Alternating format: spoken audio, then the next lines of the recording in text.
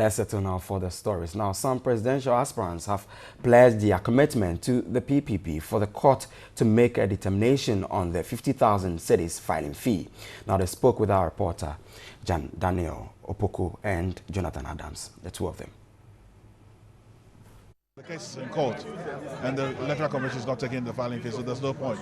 I find it quite strange that I hear the PPP came to want to put in the money since they've taken the Electoral Commission to court.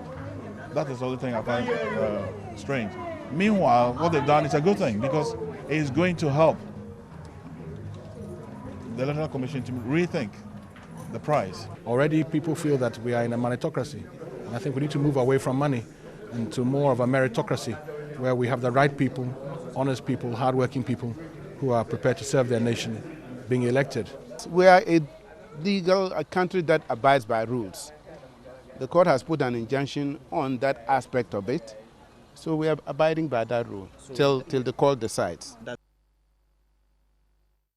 We're still staying on elections now. Executive Secretary of the Civil and Local Government Staff Association, CLOSAC, is proposing a union government in Ghana's subsequent elections. Speaking to our reporter, Daniel Opoku, Isaac Bampo was of the view that a union government will reduce expenditure on elections.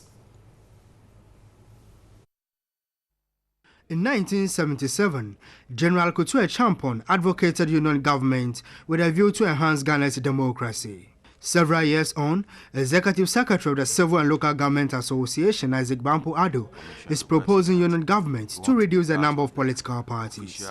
He is of the view a union government could reduce expenditure on elections. We've seen every 4 years we have to go back to elections, the money that are wasted, I would say wasted, because it really costs a lot of money for us to organize an election.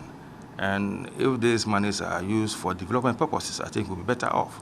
In another development, CLOSAC says the Electoral Commission has responded to its request to recruit civil servants for the elections by asking the association to submit a list of members. We got a response for the Electoral Commission, and they've given us some requirements and the qualifications of those who want to be part of that program.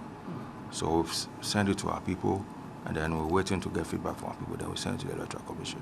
Ahead of the submission of lists, CLOSAC is therefore in a collaboration with the Coalition for Domestic Observers, CODEO, to train staff to monitor this year's elections. We all saw what happened during the last election, and some of the coalitions that were done. And I think this time around, the Electoral Commission has a responsibility to ensure that educated people man the polling stations and get better collated results. Let's stay on this very issue and get onto the phone lines and speak to the Executive Director of the Ghana Institute of Governance and Security, David Agbe, is joining us on the phone. Good evening, sir, and thanks for your time on News at 10 tonight. Yes, good evening, Edward.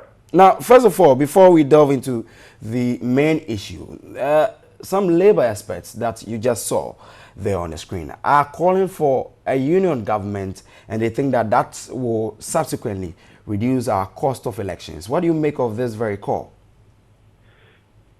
Edward, I must say that the labor unions need to understand the fact that some time ago, as long as 1970s thereabout, a champion was actually calling for a union government, and other politicians has actually called for a union government in this country before, and it has not worked.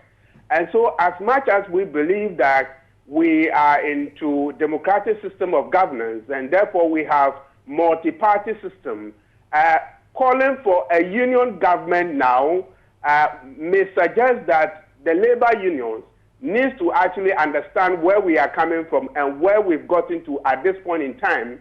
And so there is no way that we are going to reverse the entry, and as much as we believe in multi-party system of governance now, I do not think that their proposal will actually work at this point in time. What is wrong exactly with this very proposal? Because you said it was proposed earlier during our early days after democracy, adopting two-party democracy when Nkrumah left government. What do you see is a challenge of this type of governance? Eddie, as much as the history of this country is concerned and the political dynamics of this country is concerned, I do believe that as far back 1951, when Dr. Kwame Nkrumah won the first election in this country, and subsequently other elections which have been won, many people have actually proposed that looking at our political situation now, there should be a time that people actually need to come together and form one government and all that. But I must say that such a proposal, I mean, as we speak now, it is untenable. It is not going to work because the architecture of our current constitution suggests and tells us clearly that we do believe in multi-party system of governance. And so we believe that political parties and individuals actually have an interest to be able to contest for an election and actually win.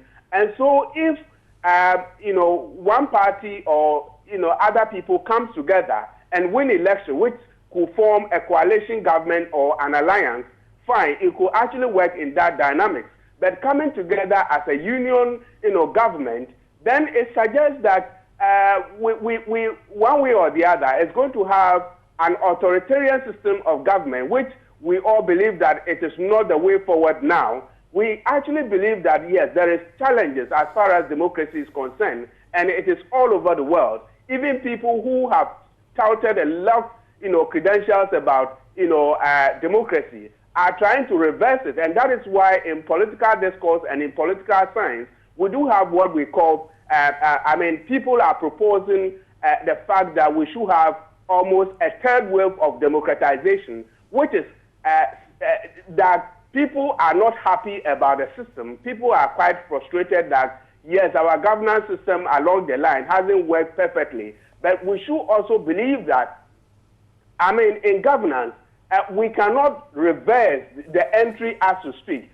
So far, all over the world, we have almost about 193 countries which support the ideology of democracy. So trying to reverse it will be very, very, difficult to actually do. So what we need to do is to try as much as possible to strengthen our state institutions and, more to the point, also train our political parties, managers. We do sincerely believe that people who are managing political parties in this country, many of them are not matured politically, but because they contest an election, because they have money to be able to influence people, they tend to, occupy positions which, one way or the other, it does not inure to the benefit of this country. And so political parties need to be well, trained. They need to train their personnel. They need to train their own institutions and all that, so that we can actually improve the democratic dispensation as we have. So bringing that third force, which we call the union government, I think that it is untenable at this point in time.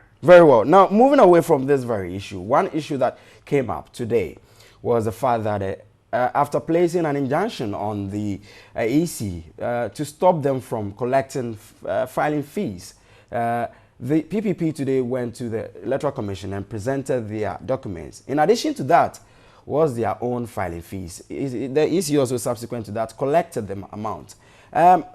What do you think, as a governance expert and someone looking on or monitoring the situation, do you think the CPP's or the PPP's action was an act of double standards?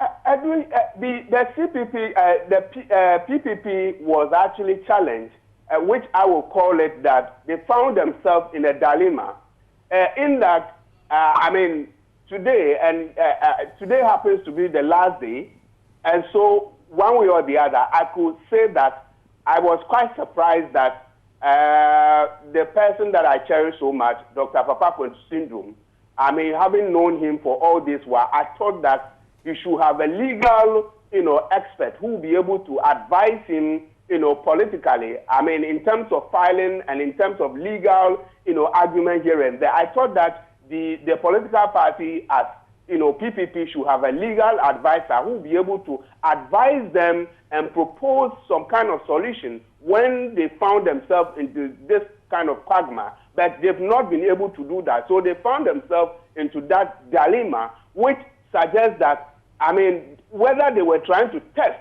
the Electoral Commission or not, they shot themselves in the foot because here they are, they went to the court, challenging the credibility and the legibility of the Electoral Commission, telling them that they do not have the locus to charge almost 50,000 and all that, which I think that they were fighting for every Ghanaian, including you, Edward, one way or the other. Maybe sometime to come, you would tend to say that you want to contest for a presidential bid of this country. And so if our system is monetized, just like the Electoral Commission is doing now, then it will get to a point in time that if you do not have money, you cannot contest an election in this country, which our constitution does not support that. And so we should be able to, guide against some of these, things. So.